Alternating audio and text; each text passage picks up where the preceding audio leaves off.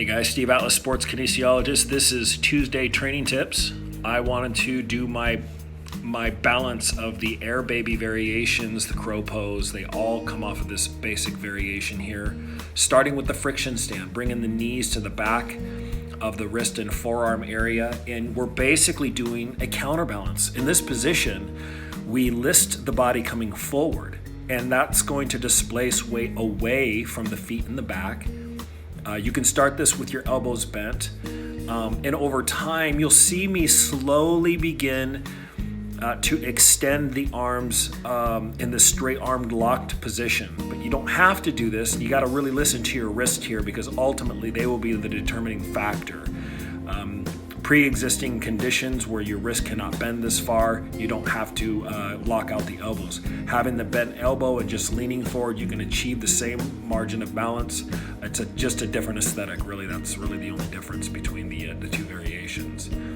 Coming into the next is the conventional crow pose. You'll see here, forearm is completely vertical. I like to point the toes. That's just something in the performing arts, we just ingrain that in all of our students, teachers alike. Pointing the toes is very important for the aesthetic line and attention to detail. So here we're taking weight off. We're beginning to shift away, and we try to see if we can actually take weight into one side, even if it's momentarily. It is progression. So when you do this one, it's to the knee to the inside is the first variation. Now we go to a staggered stance, and we bring a leg back instead of to the inside. A slightly different variable here, but we're still learning how to displace weight toward one side versus just having it evenly balanced. Coming into, again, we're going further forward with the hand position. Taking the hand position more forward, we're starting to really prepare.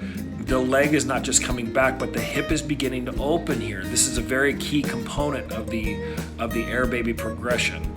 It's really important to find that initial setup where your knee fits on top of the triceps. There's a little groove there, and it's difficult to find, but over practice you do end up finding it. And here with the fingertips, we know that we're starting to get close. And in the final variation, you can see this is real speed. It's not slowed down. I take a lot of care to find, and I go right to the place. I know that knee is going to lock into place. Flesh on flesh, slowly taking the arm away. I hope that you enjoyed this video. This is your Tuesday training tip by Steve Atlas. Take care, guys.